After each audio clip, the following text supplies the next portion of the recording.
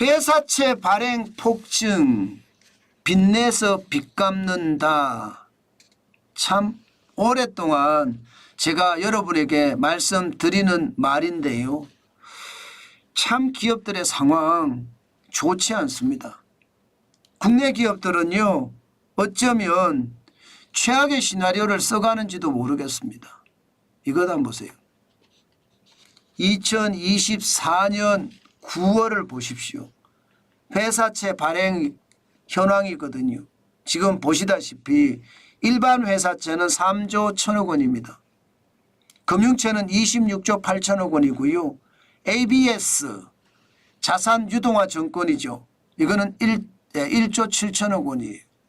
그냥 이 지표만 보면 뭐 그렇겠네 이렇게 생각을 하지만 자세히 뜯어보면요.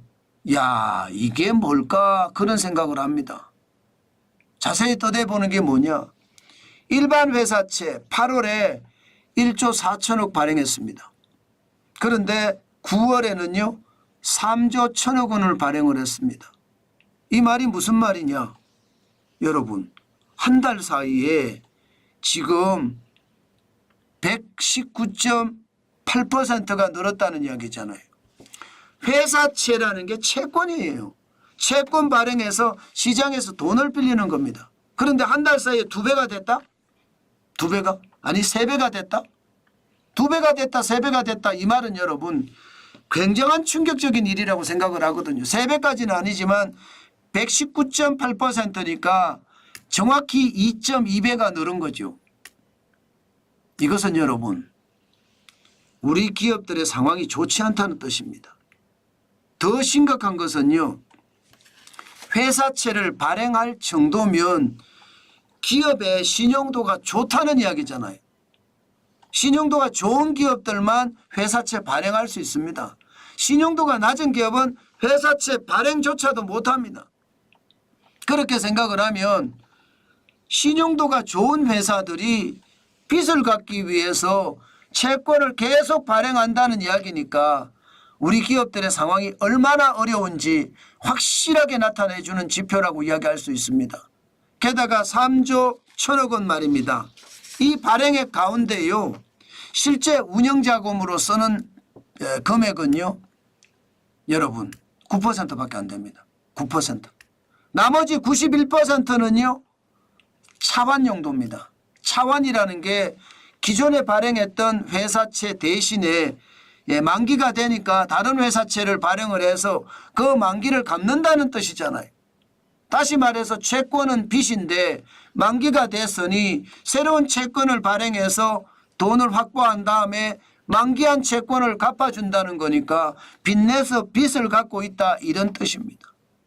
야, 저는 여러분 이게 지금의 상황에서는 굉장히 어렵다고 봅니다. 물론 말입니다. 회사채 발행이 뭐 2024년 1월에는 10조까지도 일어나요. 2월에는 8조 9천억 원. 이게 연초는 그렇게 발행을 하거든. 연초는요. 이게 연말로 가면 쭉 줄어듭니다. 실질적으로도 보면 3월에 4조 6천억 원, 4월에 4조 3천억 원 계속 줍니다. 6월에 3조 6천억 원. 그리고 8월에 1조 4천억 원, 9월, 10월, 11월, 12월 가면 계속 회사채 발행은 줄어요. 이게 일반적이거든요. 그런데 늘어나잖아요. 늘어나도 너무 많이 늘어나잖아요. 그래서 시장에서는 야, 이게 기업이 진짜 어렵구나 이렇게 이야기합니다. 물론 금융채 발행도 지금 16조 8천억 원에서 26조 8천억 원이 되니까 좀 걱정이 된다 이런 이야기는 합니다. 여기에 자산유동화 증권이라고 하는 ABS 기업들이 가지고 있는 자산 뭐 건물이든 이것을 유동화 시켜서 채권으로 발행을 한다는 건데 이것도 자꾸 늘잖아요. 지금 8월에 1조 5천억 원에서 9월에 1조 7천억까지 늘었거든요. 자산유동화 증권 ABS가 1조 7천억까지 늘은 것은 올해 처음입니다. 9월이 처음이에요. 올해. 그러니까 기업들이 지금 상황이 참 어렵다는 것 확실하게 나타나죠. 제가 이런 지표를 가지고 여러분에게 설명드리는 이유는 우리 기업 자체가 그만큼 어렵다. 상황이 점점 꼬여간다는 뜻이에요. 이게 상황이 좋아지면 좋은데 나빠진다는 뜻입니다. 실질적으로 말입니다. 기업 연체율을 보면 지금 8월에 0.62까지 올라갔거든요. 아마 채권 매각해서 다시 연체율을 떨어뜨리겠죠. 국내은행은 떨어뜨리겠지만 기업의 원화대출 연체율이 지금 0.6이면 거의 말입니다. 2013년 8월 1.25% 이후로 최고치입니다. 그러니까 기업의 상황이 좋지 않은 거예요. 빚내서 빚을 갖고 있는데 잘못하면 빚내서 빚도 못 갚고 파산할 수도 있다, 이런 뜻이 되는 건가요? 충분히 그럴 수 있습니다. 그만큼 빚이 빚 더미를 이룬다, 그렇게 이야기하고 있습니다. 채권 발행도 지금 마찬가지거든요. 회사채 발행 잔액을 보면 2019년 대비 2024년 9월 기준으로 4년 9개월 만에 28.5%나 늘었습니다. 149조 1천억 원이 됐다는 거예요. 523조 9천억 원이 673조가 됐다는 것. 결국 말입니다. 상황이 좀 나은 신용도가 높은 기업들도 지금 빚내서 회사를 버텨간다, 이런 뜻인가요? 그 말이 틀린 말이 아닌 거죠. 그만큼 말입니다. 상황 자체가 저는 굉장히 어렵다, 이렇게 생각을 합니다. 일반 회사들의 상황 말입니다. 이게 여러분 수출만 잘 된다고 기업이 다 잘 되는 건 아니거든요. 내수가 살아나야 되는데 내수가 살아나지 않으니까 결국은 채권을 다시 발행해서 빚을 갚아야 되는 그런 악순환이 계속된다, 이런 얘기입니다. 게다가 빚은 계속 늘어요. 2023년을 보면 기업 부채가 2,734조 원입니다. 2018년에 1,814조 원에 비하면 50% 늘었습니다. 50%. 5년 사이에. 920조가 늘었습니다. 50%. 굉장히 빨리 늘죠. 그러니 기업의 상황은 지금 좋다, 이렇게 말하기는 어렵습니다. 앞으로도 기업의 상황은 점점 나빠질 겁니다. 왜 나빠지냐고요? 돈을 안 쓰니까. 여러분들 돈 쓰세요? 저도 최소한의 돈 외에는 안 씁니다.